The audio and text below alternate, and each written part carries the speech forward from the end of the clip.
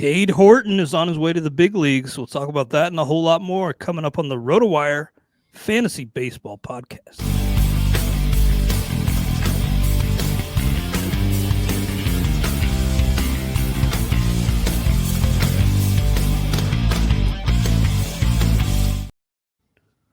Welcome to the RotoWire Fantasy Baseball Podcast. I'm Clay Link of RotoWire.com, here with FSWA Hall of Famer Todd Zola. Todd, always a pleasure to be talking a little baseball with you on a Friday, and we got some interesting news to talk about. But actually, Cade Horton was not the top pickup in the RotoWire Stake League last night. He was just behind Hyeseong Kim of the Dodgers, and Kim now has a couple steals and 5 for 16 seems to be, endearing himself somewhat to manager Dave Roberts. But I'm wondering, how do you see Hyeseong Kim fitting in once Tommy Edman is back on this Dodgers team? Yeah, I talked a little bit about this with James Anderson on the Sirius XM show, filling in for Eric Halterman today. You got Enrique Hernandez, you got Chris Taylor, you got Miguel Rojas. You got James Outman coming as I mentioned to James. Is it ironic that Outman comes up the same day that Evan Carter does? I don't know that I've seen the two of them in the same room. They're like the same player to me, right? Anyway, I'm a little skeptical. I mean, I've been doing this with you and Eric on the weekends long enough with the Stake League discussion to know that's a pretty decent chunk of change. 16. I know it's a deep league, but that's I expect this guy to play 5 times a week for the rest of the year type of bid. I think that could be aggressive. Maybe you need to make these kind of moves, right? Maybe you're low on steals and you're short in the middle, and you're going to get some multiple eligibility with Kim. You're going to play some outfield too. It's all contextual. It's so hard to judge a bid in a vacuum, but it's probably more than I would have been willing to, just because of, unless we hear Chris Taylor's DFA'd, which we could, right? I mean, who knows? Possible. Who knows? Because they're not getting rid of Hernandez. We know that. Little rich for me. But hey, my in-season management isn't as aggressive as it probably should be. Well, I'm with you that it's just uncertain as to what his playing time outlook looks like. Hyeseong Kim, and again, Dave Roberts seems impressed, and it's possible he ends up sticking around. It's also possible, that Tommy Edman needs a little bit more time. Yep. Last we heard, his ankle not really responding as expected. So tentatively expected back next week. But either way, Kim could end up sticking around with that team. And I mentioned Cade Horton at the top of the show. He is joining the Cubs this weekend. We have him projected to start tomorrow, Saturday. And a two-sport athlete in high school and college, was a quarterback prospect for football, and has dealt with some injuries. He had Tommy John surgery in 2021, missed a lot of time last year with a shoulder strain. But fastball, slider grade out well, curveball, changeup as well. And, the injuries temper things a little bit for me, but good results this year. And the overall repertoire looks pretty promising for Cade Horton. Yeah. Well, first, Shoto Imanaga's out, so there's an opening. But this could also be, the guy's healthy. He's pitched well lately. Let's not waste him on the farm. Yeah. So I like it. I was just kind of talking off air. I've been spending a lot of the afternoon going back and forth with our friend and colleague Tristan Cockcroft about how we want to project him. The MLEs are there's very, very small sample, very low hit rate, which you kind of need to normalize. He's walking people, but in a small sample, he's showing pretty big splits. It's just really hard to get a handle on what to expect from Horton. I know that it's a crapshoot with minor leaguers anyway, but we try to use the numbers to figure out what we want. Then landing against the Mets, you like Citi Field, but the Mets are a patient team. So it's not a terrible landing spot for the first start for Horton, but you can see the Mets' patience paying off, and maybe an early exit, etc. I don't know that I'm going to be anxious to get Horton in my lineup tomorrow. Yeah, the Cubs though first in all of baseball in runs scored as a Yep. team. So Yeah, and they come in bunches with that team. yeah, how about the start for Pete Crow Armstrong? Yes. I was a little skeptical. Did get a couple shares, but I did not see anything like what we're seeing so far from Pete Crow Armstrong, who has 9 homers and 12 steals. Pretty unreal. But yeah, the Cubs should provide Horton with run support in theory. So I certainly get it. Daniel Schneemann at 13. He's kind of emerged as a regular for Cleveland. And they kind of have some moving parts in the infield with Gabriel Arias, some others, but Schneemann on a tear right now. And at 13, it's a little steep for me, but I think he provides multi-position eligibility in most leagues. If not, soon he will. I think he's 1 game short at third base. So I think he already has second and outfield, could be getting third base soon enough. The Guardians are a team that have been struggling for middle infield help for years. So the fact that it's taken Schneemann this long to make his mark is speak towards kind of a late bloomer, I think. But yeah, totally. The power seems to be real. The StatCast metrics are backing the underlying numbers. I don't think I like his start more than I like Kim's start relative to each other. Okay, I could see maybe a clear path to playing time for Schneemann. Yeah, regular playing time, that is.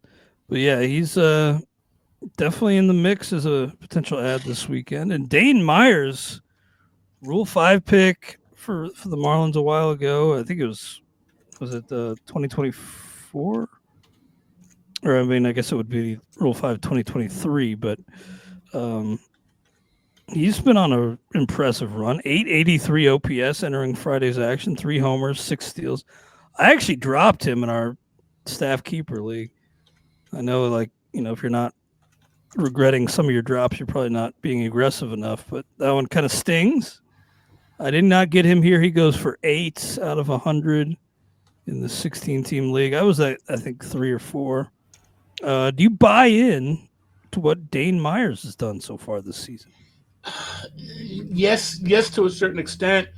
The small caveat is, and this is potentially why you dropped him. The club really likes Derek Hill. The Marlins really like Hill, who could be coming back soon. They're both right-handed batters, so there's not a platoon scenario set up. Although there are pathways for them both to be in the lineup at the same time. So I don't think it's a foregone conclusion that it's one or the other in the lineup every day. So yeah, he was kind of a short side guy to start the year. Yeah, with Dane Myers, but right. The Marlins are kind of they play a lot of check local listings, but the 6:30 game out in the East Coast.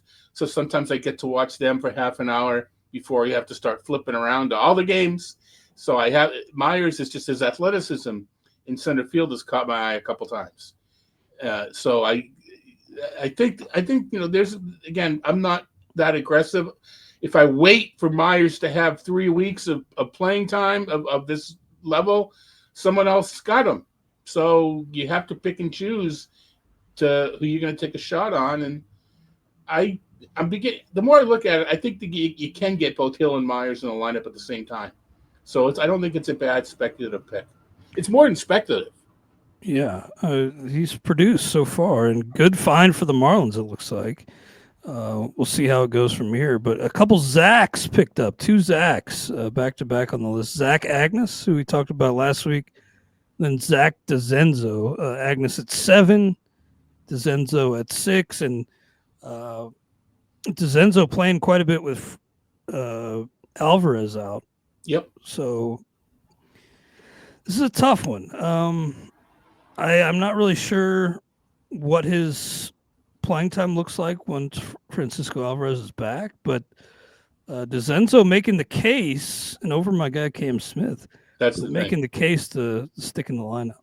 Yeah, James, who likes DeZenzo anyway, is saying that it could be Cam Smith that gets sent down when Alvarez is ready. Yeah, Smith's not really playing much, which Yeah. is surprising because I thought if they're going to stick with him on the big league roster, he'd be playing close to every day. But he may benefit Cam Smith from more at bats in the minors. Wouldn't be the first, right? Yeah, totally. But yeah, Tizenzo, I was in on him, but a couple of bucks shy. He goes for 6 again. Then Clayton Kershaw looks like he'll be back pretty soon. Maybe when first eligible to return from the 60-day IL. He's got the toe issue along with the knee, so returning. But I fully expect the Dodgers, with this veteran to future Hall of Famer, to just turn him loose right away and let him do his thing. Yeah, there are a few other pitchers that you're going to get to. And you know me, old tried and true. I'd rather dance with Kershaw than maybe take a chance in some of the others. And maybe that's a fault in my game because he's getting older. He's got some injury concerns. I don't think this is a case of, okay, what's it? How many more weeks are left? 19, 18 more weeks. I don't think we see 18 or 19 starts out of Kershaw. I think we see a string of starts. Maybe I don't want to say he gets a mysterious injury, but then something happens and some of these other guys come back and the Dodgers do a little juggling. So, but I'll give me Kershaw because they're not going to hang him out to dry, right? We're not going to be talking about a 7-run 4-inning stint. Kershaw's not going to take one for the team.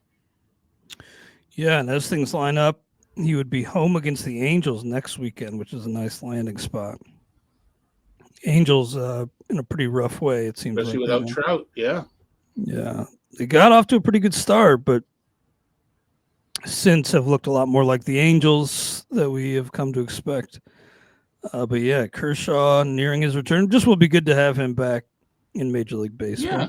Luis Urias goes for 3, and then I picked up Mike Soroka, at 3, dropping Andre Palante, which was an easy call. But Soroka, in his return, had 10 swinging strikes on 78 pitches, ended up striking out 8. And if Davey Martinez hadn't sent him out for that 6th inning, probably would have gone for about twice this much because he was through 5 scoreless for giving up 4 runs in the 6th without recording an out. So ended poorly for him, but the strikeouts are encouraging.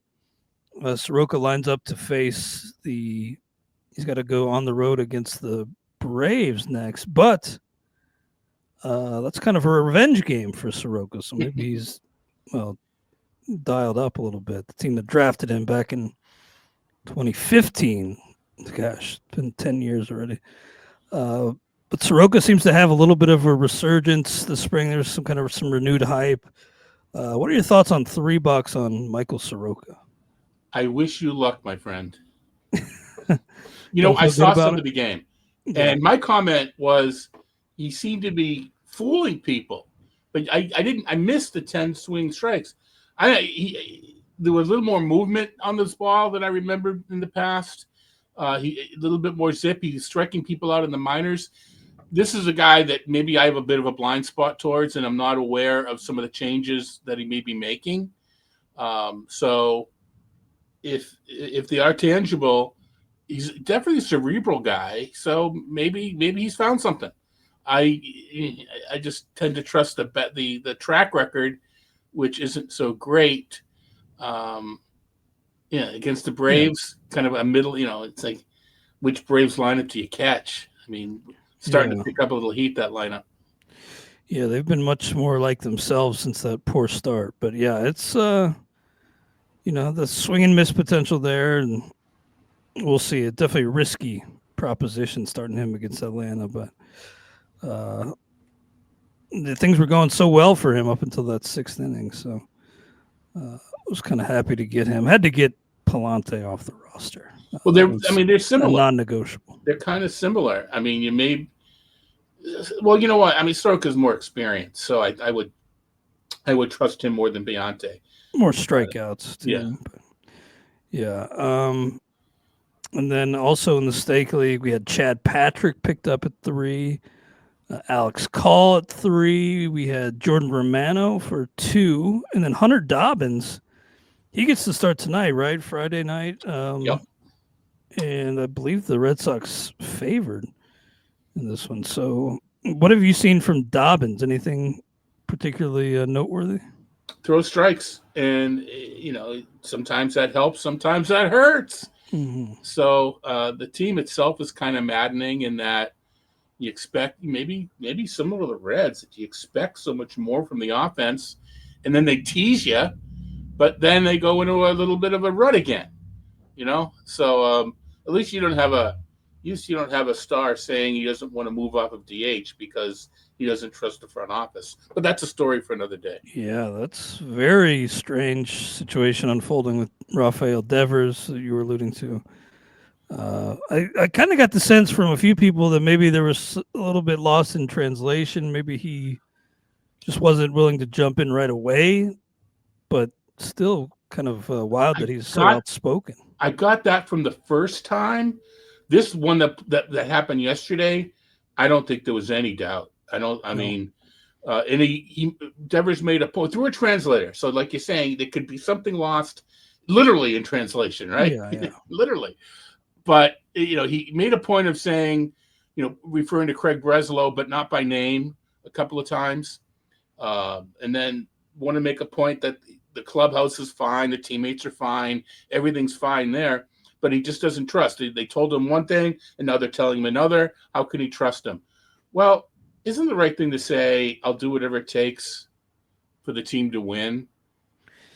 And they're extenuating circumstances with the Casas injury, Yeah. I mean, they're not going to ask him to play the outfield like he suggested. Well, that's the thing. Then you start getting into these straw man, right? Yeah, exactly. And that's what really irritated me too. That now you're into these straw man sort of examples. And this isn't to say that Devers can snap his fingers and play first base. First base is low on the defensive hierarchy, but the skills needed, like footwork, scooping, that sort of thing. They're unique skills. They're not going in the hole and jump throw from shortstop, maybe more athletic, but it's not as if anybody can just go play first base. Yeah, I think about the Moneyball line, like, oh, first base is easy. Tell him, Wash. Incredibly difficult. Yeah. Like you said, it's low on the defensive spectrum, but it's still very, very tough to play that position, especially in the major leagues. But we'll see how that unfolds. I mean, the Red Sox doing all right, but Devers got some brewing issues here. Devers, other than that first weekend, he's been Devers. Yeah. He's been checking. I mean, take away they happen. You can't take him away, especially if you have him. But he's, 294 average, 512 slug, something like that. It's been really good. Well, we will get into our two-star pitchers here momentarily, but let's pause briefly for a quick prepaid word from our sponsors.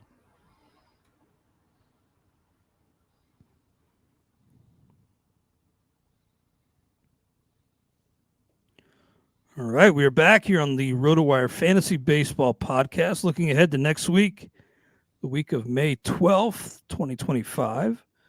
And you can follow along with us with our projected starters page. Custom start date of 5/12 shows starters. And we have them all clearly marked here. And grading on a 0 to 5 scale, 5 being start across the board, 0 meaning completely hands off. And the first one to start the week is kind of an interesting case here. Merrill Kelly, veterans, been around a while, and the whip is pretty impressive so far, 105, but the ERA north of 4, but hasn't been pitching poorly, just not a lot of Ks as you would expect. But he's got some pretty interesting matchups here at San Francisco, then home against Colorado. You love the home against Colorado. I want as many of those as I can in my lineup. So with that two-step, I'm thinking a 3 on Merrill Kelly. Yeah, and especially the past couple of weeks with all the weather, and with the dome, not going to rain in Arizona. We know you're going to get that second start. I'm with you as well. And I mean, Kelly, you know what though? He's a 4 pitcher, but he's not he's not there for me. I don't have that same consistent. Well, I don't have the floor that gives Kelly a 4 anymore. So I am with you on a 3.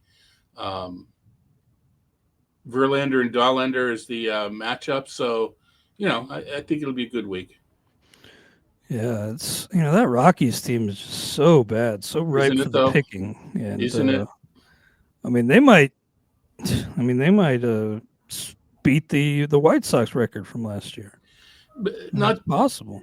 and to be honest, the 4 teams above the Rockies are better than the teams that were above the White Sox. I mean, Yeah, they could.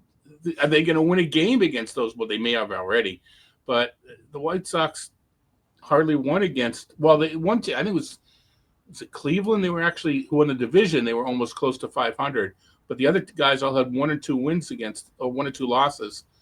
I mean, you could see the Giants, the Diamondbacks, Padres, and Dodgers just crushing the Rockies. Rockies now 6-31. My God, a 162 win percentage, and you look at that team. It's like, where are they going to get offense? Where are they going to find wins? It's pretty rough, and they can maybe miss their trade window on Ryan McMahon. I wonder how long it's going to be before their owner calls for a sense of urgency. Todd, we'll see about that. Wouldn't they've already? I don't know. I mean, we want to plan. We talk about this, Jeff. He calls them the pace-eating Rockies, right? It's just like that's their name to him. They have no plan, and if you need a plan, the Rockies need a plan because of their park. They've always should have been playing to their park one way or another. Steer into it or whatever you want to do, and they haven't been doing it. Next up, Jeffrey Springs. The lefty's got to go to Dodger Stadium, then to Oracle Park. So a couple of rather spacious stadiums, but, matchups you really want little to do with here. So he's got a winning record, but in the A's, credit to them, playing pretty well as a team. But yeah, I don't think I can go higher than a 1, and even that's kind of like the old points league 1 here for Jeffrey Springs. If I recall, the Giants aren't as good against lefties because their righty platoons aren't quite as good. But even so, I'm going to go with a 2. I'm going to go 2 on Springs. I'm going to go 2. I think Springs is a good enough of a pitcher. You navigate through the Dodgers, and you hope you can get the platoon guys out with San Francisco. Fair enough. For the Atlanta Braves, Grant Holmes, Spencer Schwellenbach. Schwellenbach, after maybe some uncharacteristic struggles, got back on track his last time out. 6 innings, 6 Ks, only 1 earned run against the Reds, of course. We were just so hot and cold this season offensively. It's been kind of frustrating. They also might get Spencer Strider back next week. Strider wants to skip his rehab assignment. We'll see if they let him do that. But Grant Holmes, Spencer Schwellenbach versus Washington, then at Boston. Schwellenbach's not quite a 5, but he's a 4 for me. Holmes, I think, is maybe a 2. No argument here. That's the numbers I had in my head, 2 and 4. You mentioned Schwellenbach. It's kind of, we forget how young he is and how he's barely has a year's worth of experience. Mm-hmm. It came up a little bit later, about a month into the season. So I think at this point, it's like a grizzled veteran. We treat him as such, as opposed to saying the young, the trials and tribulations of a young pitcher. You said uncharacteristic, as if he's a veteran. But that's what he's earned that. He's earned that reputation. Yeah, over the last calendar year, he's kind of emerged as that guy, and as a maybe not an ace. I would say not an ace, but a frontline starter. Yeah, in Major League Baseball. Now the Baltimore Orioles, maybe the biggest disappointment in all baseball so far, 13-23, and maybe the worst rotation in baseball, especially with Charlie Morton still getting starts. I know they moved him to the bullpen, but then he got a start the other day. Cade Povich not helping matters at 1-3 with a 5.55 ERA versus Minnesota versus Washington. I have him in the Top Wars head-to-head. and I'll probably hold on to him, but don't feel good about it. So the old one here, probably a drop in most leagues. I mean, this fits the, if you don't use them at home against these two teams, they're not the greatest, but still, I mean, they're not daunting offenses. The Twins and the Nationals. Twins are getting some guys healthy finally. I mean, but I can't go higher than a 1. I want to, but I can't.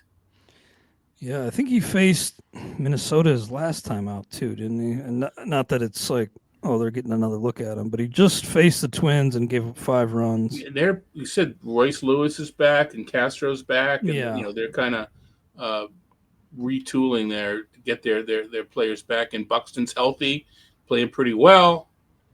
Lewis hasn't gotten going yet, but he will. By the way, in Derek Van Riper's keeper league, I activated Luke Keyshaw the day he got hurt. Ooh. That was just brutal luck for him and just bad timing on my part. That always hurts when a guy gets hurt right away when you plug him in your lineup. So he was on such a hot run too, stealing bags. Yeah, I mean, there's Tout Wars, for instance. There's a rule that you can replace him, but not all commissioner services can handle the rule. So then it comes down to which is better, having the rule and having to self-police it, or going by rules that can be, policed without too much SWAT intervention. It's kind of an interesting conundrum, which we may or may not be having in Tout Wars. Well, I'm interested to get your take on this next pitcher, Tanner Houck. 6.10 ERA. He's got to face the Detroit Tigers, who, by the way, have the best run differential in baseball. How about those Tigers? It's kind of running hot right now. At Detroit for Houck, then versus Atlanta. I mean, I'm turning this one over to you to start. Are you starting Houck anywhere? Well, let's real quickly with Detroit. A lot of that is their weekend in Colorado. Well, not weekend, in Colorado. Yesterday. But that doubleheader, they still did it though. I mean, they still scored those runs. I test says there's stuff coming, better stuff coming for Houck. I don't love these matchups though. It's a 2 for me. The strikeouts, he's never going to be a dominant. Well, shouldn't say never. It looks to me like he's more of a pitch to contact. You know how much I hate that phrase. Get the strikeouts when you can, more than Mark Burley, but not dominant sort of guy. But you live on that edge. At Detroit and the Atlanta lineup that we talked about that's starting to heat it up a bit. Oh, gosh, I'm so invested in Houck too. It's not a good year to be named Tanner, although Bybee's starting to get things together. I'm going to go 2, and I don't think he's a buy low because I don't think he's that good when he's healthy. When he's pitching well, but I do expect better things from Tanner Houck the rest of the year. Yeah, I'm going to go 2 just to have him, for me, he's kind of just a step ahead of, Povich and Spring. Yeah. We'll see. Kind of really hard to feel good about trotting him out. Colin Ray for the Cubs. Mentioned the run support they're providing, and Ray's doing his part. 2.43 ERA so far versus Miami versus the White Sox. Man, that's like those matchups bump him up like 2 points, I would say. So I'm going to go Colin Ray, probably a 3 here. I wonder how much, you mentioned the run support, and so much of pitching is mental. I wonder, a guy like Ray, just throw strikes. I wonder how much it helps a guy like Ray. It may help a guy like Ray more than somebody else because just throw strikes. If you give up a homer, so what? It's 6-1. We're still good. I don't know. I now forget. I was thinking through that answer. I can't go higher than a 3. But did you say 4? No, I said 3 on Ray. Okay.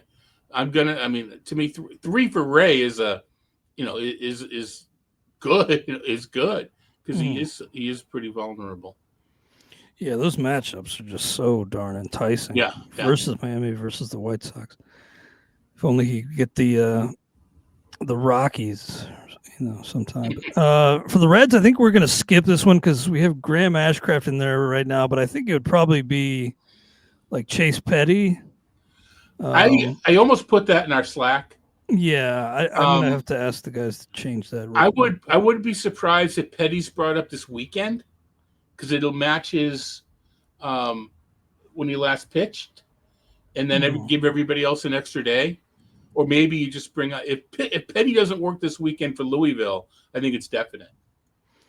Yeah, it's something to see. But I mean, Graham Ashcraft has been in the bullpen all season. Seems to kind of be his role now, and struggled yesterday. By the way, I was trying to track down Carson Spears, but he hasn't started his. Now you guys know that listening why I was commenting in Slack about Carson Spears.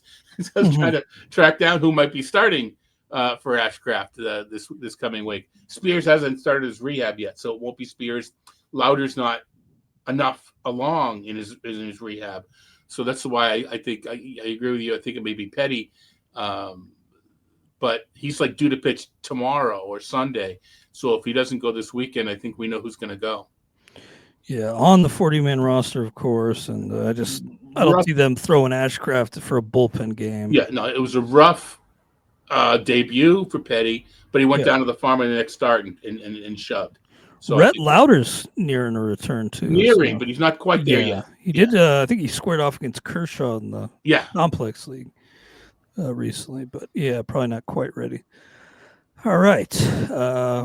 Good news though, thankfully, for Hunter Green. It sounds like going on the IL today, but let's knock on wood, man. Grade 1. He's so fun. Yeah, grade 1 right groin strain. So, in theory, should be a relatively quick turnaround for Hunter Green. Fingers crossed. Ben Lively versus the Brewers at Cincinnati. This is a guy that just a boring option in real life and fantasy, but he's capable. 3.46 ERA so far for Lively. Again, versus Milwaukee at Cincinnati. Probably only going 1 here, but maybe I just not giving him enough respect, Ben Lively. No, he's vulnerable. To me, he's too vulnerable. Is it definite that Woodruff's coming back? Well, we'll get to Milwaukee. Well, you know what? We'll get to Milwaukee in a bit. Let's hold off on that. Yeah, we'll see about that. But I think it. Yeah, I mean, we're not sure, but Woodruff's been steadily building up. Yeah. Chase DeLander, he was dropped in the Stake League. He goes at Texas, so you feel a little bit better about him on the road. And then at Arizona, Texas has been in a pretty bad way offensively. I like his stuff. Just working so far uphill in this team and in that home park, but on the road, I think DeLander, I'm going to go 2. This might be the only time all year that I, would start him. Yeah. And I don't love the team, and I don't love the Arizona. Well, you know what? The lineup is starting to hit a little bit. Texas is still disappointing, at least offensively. I'm only going to go 1. I don't like it. He hasn't shown. I know the pedigree, but he hasn't shown me enough yet to go more than 1. All right, I got a 2 on DeLander, but I got you down on a 1. The Rockies chase DeLander. All right, Jonathan Cannon for the White Sox at Cincinnati at the Cubs. I think on this team and those parks, I'm going to go 0 on Jonathan Cannon. Yeah, it teases you once in a while, but I can't see it. Yeah, just I like the rest of them. I don't like Davis Martin, and I don't like Bryce Wilson. I like Smith and Burke. Yeah, Burke's been pitching pretty well. Yeah, the Reds too. I mentioned just so hot and cold. Maybe he goes and carves them up. I wouldn't put it past the Reds to let him do that, but not a guy I would trust in my lineup. Jackson Jobe on those hot Tigers that we mentioned. 4.88 ERA for Jobe. He's going to be versus Boston at Toronto. And pretty tough matchups there in the AL East. Like the long-term picture here, but I think I can only go 2, and that may be high, honestly. Yeah, I'm gonna go 1, and it's if it was anybody but someone with he's the best minor league prospect pitching and whatever. Not too long ago, I probably wouldn't even go that high. but because he hasn't shown me as much as I want to see. I know it's only a month, but I haven't seen it that much either. Casey Mize has been pitching brilliantly for that team. The new cutter, right? Is it the Yeah, cutter that I he's think throwing? so. Yeah. Pretty impressive for him. 6-1. Yep. Mize. Hayden Wesneski versus the Royals at Texas. Royals catching fire lately. Yep. I still want them to bring up my guy Jack Cags. Cagliano's been crushing it at AA. I wonder if they just want to skip Omaha and the PCL. Omaha is in the PCL, right?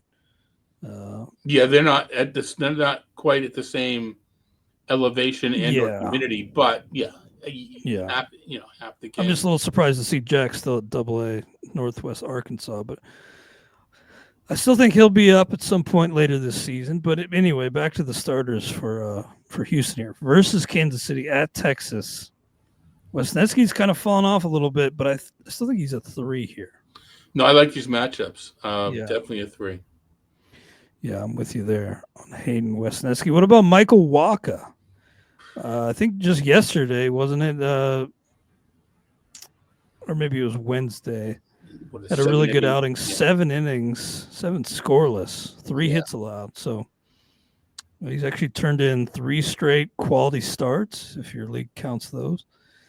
And pretty impressive for him and that whole team. At Houston versus St. Louis, I think he's a 3 for me.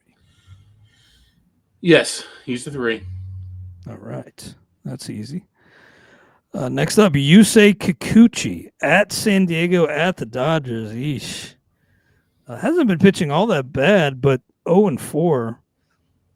Runs tough to come by. I think they exploded for 7 runs the other day after scoring like 5 or fewer for a prolonged stretch. At San Diego at the Dodgers, I think I'm only going to go 1 on Kikuchi. I just don't feel good about it. I think I'm going to go 2. Has not carried over the gains from Houston last year, at least to the extent that we had hoped that he would.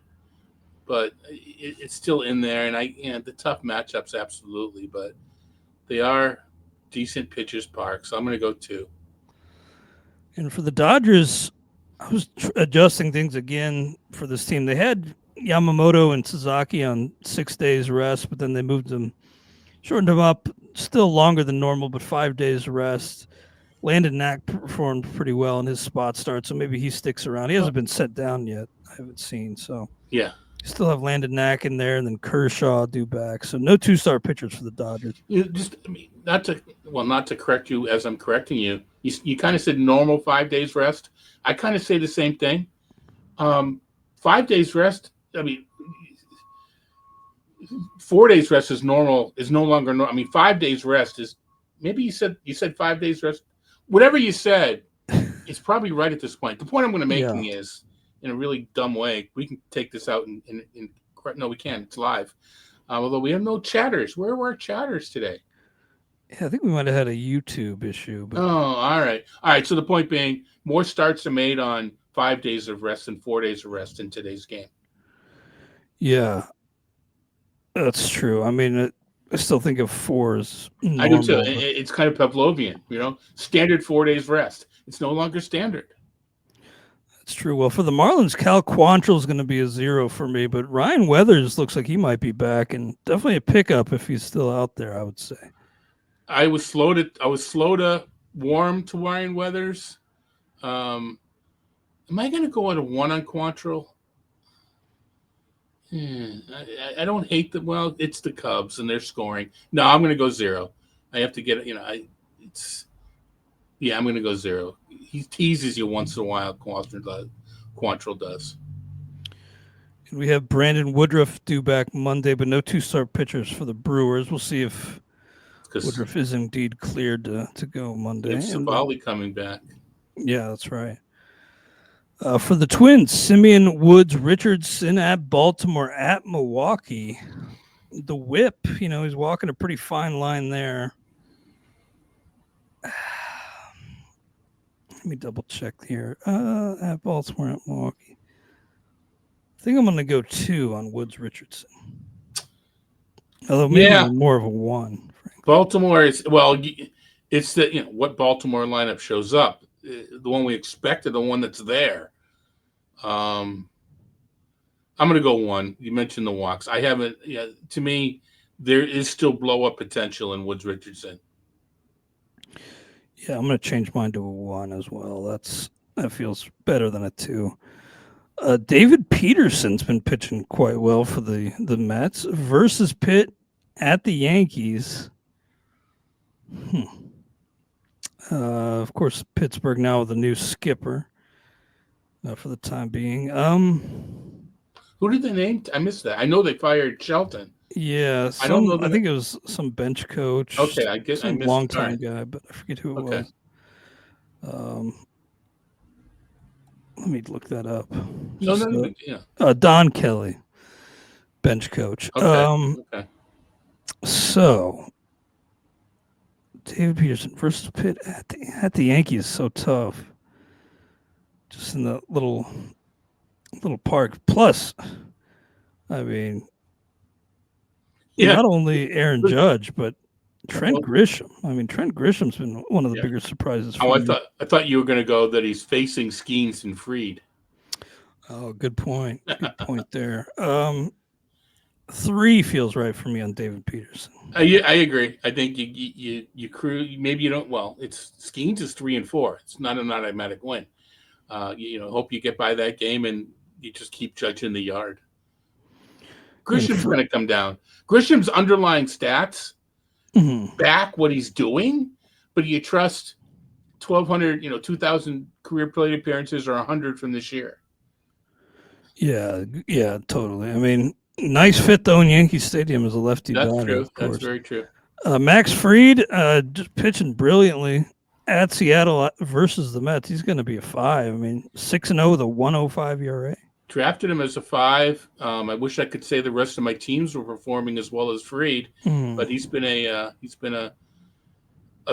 feather in the cap of a middling team in most of my cases. Yeah, I mean, with the issues they've had in the rotation, having a guy like Fried stabilize things at the top is so big for this. When I asked even why aren't you guys ranking Fried higher? It had to do with health more than skills. Yeah. So I guess I was more bullish on the health. In other words, when he's pitching, he's going to be great, but I'm concerned is he going to get 32 starts or 22 starts? I guess I was higher up on that, therefore he was higher in my rankings. Christopher Sanchez seems healthy. I mean, knock on wood. Okay. Had that issue with the forearm, I think it was. And yeah. A real scare there, but then goes out and throws 6 innings of 1-hit ball at Tampa Bay. Did only strike out 5 only, but I mean, he seems he has, dodged a bullet there with that injury. Versus St. Louis versus Pitt. Are we both tempted to go 5. We're both on that same road. We know he's a 4. Are we going to do the 5? I'm gonna. Okay, I'm gonna go 4 just because of the recent injury. Yeah. Okay. No, I understand. I got you down as a 5, and totally get that. Skeens. I mean, I was gonna say, and I would say maybe a little disappointing at cost, but still 2.77 ERA at the Mets at Phillies. He's going to be a 5. I mean, I can argue that the cost he was overpaid. People overpaid for him. Yeah. So it goes part and parcel of what to expect. I agree. I mean, clearly 5, a 3-4 record. It just where's the offense, and they're not doing anything about it. Looks like we got another 5 here. Nice run of 5s. Yeah. Here, Michael King. Any reservations on going 5? No. I mean, other than pointing out the Seattle offense is better than it was last year. Mm-hmm. They're not striking out nearly as much, but still, Michael King gets to 5. Now, here's one that, I mean, I think at a first glance, you'd say, no, you can't start Emerson Hancock home against the Yankees and at San Diego, but home is so favorable in terms of park factors. And since that first outing of the year where he got rocked pretty good, Hancock over his last 4 outings. He's got 3 quality starts. He's got a 3.52 ERA, 1.26 WHIP. Does not miss many bats, but given that he's home against the Yankees and not in Yankee Stadium, I think I'm going to go 2 on Hancock. We're got a lot of agreement today. I'm going 2 as well. Yeah. Okay. Makes me feel better about it. Verlander, he's been on a pretty nice run himself lately. Versus Arizona, versus the Athletics. He's another guy who kind of got off to a shaky start, but over his last 4, he has a 2.70 ERA, 0.94 WHIP. So tapping into some of his old success lately. 7 strikeouts in 11 1/3, though. I'm a little concerned. I mean, yeah, definitely not the Verlander of old anymore. Yeah. I think, though, versus Arizona, versus the Athletics, I think I'm going to go 2 here. Again, we agree. Wow. I was thinking that you were going to go higher, but I'm going to go 2. I was thinking about it, but I'm glad I tempered things. Matthew Liberatore has been on a nice run at Philly, at KC. I'll turn this one over to you to start on Liberatore. At Philly and at KC. So we have one underperforming offense and one performing better. I think giving a 3 for Liberatore is actually a compliment because he was a 0 or 1 coming in. So I don't feel bad pitching as well as he has going with a 3. Another one we're in lockstep on. Shane Baz got off to a great start, but now his ERA hovering around 5. He has taken back-to-back losses and has given up 13 earned runs his last 2 starts. He has gotten a little ugly for Baz. Still like the talent here. But let's see. At Toronto, at Miami. I think I'm going to go 3 on Baz. As the de facto ace on this staff, they need him to step up. Yeah. Pepio's pitched pretty well of late. Yeah, I mean, but at least on the theory being the leader. Toronto and Toronto and Miami. I'm going to go 3. And that, to me, this is like a 4/5 that's just not pitching well. So I'm going to go 3. I'm still waiting for Joe Boyle to get another chance. He's been putting up pretty awesome numbers in the minors, although I saw his strikeout total went from like 10 to just 1 his last time out. So it's a little strange, but I do still have him in 1 league, waiting on him to come back. Tyler Mahle for the Rangers versus Colorado. I love that. Versus Houston. Man, that Colorado start bumps him up. I think I'm going to go 4. Is that too high? I think it is. He's been out over his skis. I expected the Red Sox to bring him down a peg, but they didn't. I'm going to go 3. Okay. I think he's too far out over his skis. Love the Colorado matchup. I can see a 4 because Houston's not batting the way they should be. Christian Walker, et cetera, et cetera.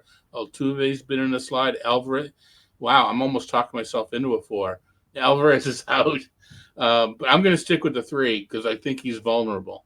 Alvarez, I think maybe could be back by the Saturday. Yeah, I don't know exactly. At least they have a diagnosis. Remember, in 2022, a couple different times there was a mysterious hand ailment. That went away. Now that at least they have a diagnosis, but even so, I'm gonna with Alvarez. I want to see it when he comes back. Jack Leiter has struggled since coming back from that blister issue. He's also versus Colorado versus Houston. I think I'm going to go 2, and I don't feel good about it. Well, therefore, I'm going to go 1 and feel pretty good about it. That's probably a good call. I do like his potential, but it hasn't been there of late for Jack Leiter. Jose Barrios versus Tampa Bay versus Detroit. A couple home starts, but Barrios is what he is. I think I'm going to go 3, but another one that I don't feel. Yeah, he's almost a perennial 3. Regardless of the matchups, he's a 3. He's like a knuckleballer. I'm going 3 as well. Jake Irvin, Michael Soroka, who we talked about a little bit at the top. Irvin's, I continually discount him, but he's, last year and this year, he's kind of at least made a case to go to warrant some more attention here. At Atlanta, at Baltimore. I think a 2 on Irvin, probably a 2 on Soroka too until he shows more, but that's where I'm at on those two guys. Yeah, I may be downplaying Soroka's lack of strikeouts too much. I think in my head, he wasn't as good. This is 5 years ago, whenever it was, and that stuck in my head. But he's not a Mark Burley type. He's better than that. So I may be misapplying some old thoughts to Soroka. I'm going to stick with you on 2 and 2, mainly because they are on the road against a couple of teams where by the numbers I'm not worried, but by the name, Atlanta and Baltimore, they could go off at any time. Yeah, very true. All right, well, let's recap our 2-start pitcher grades for next week, the week of May 12th, 2025. Merrill Kelly, 3.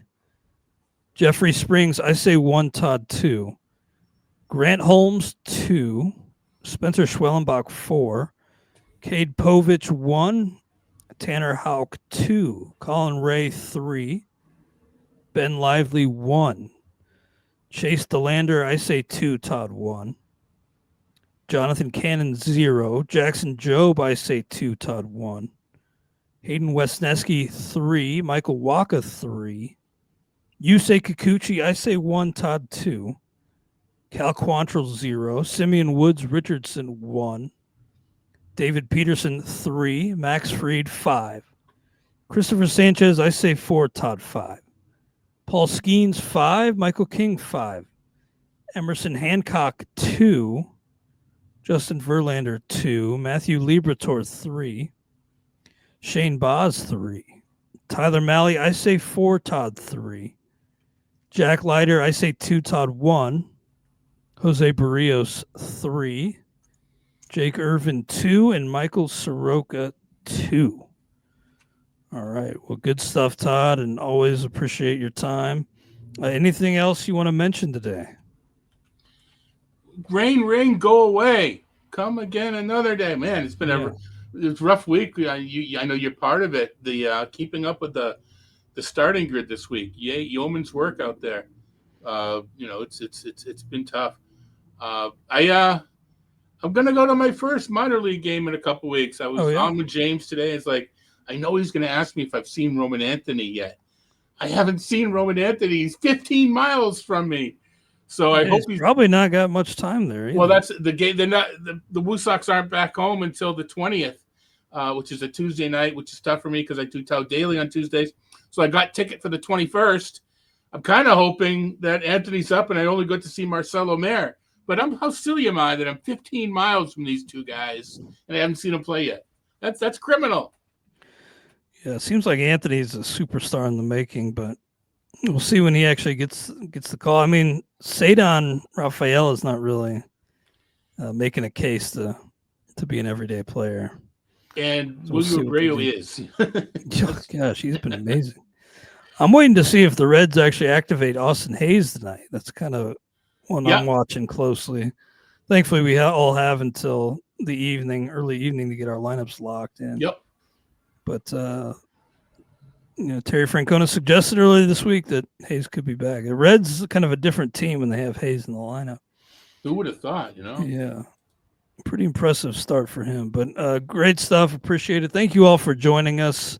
Sorry for whatever YouTube issues we had, but I'll get those corrected for next week. And we'll talk to you next Friday on the RotoWire Fantasy Baseball Podcast.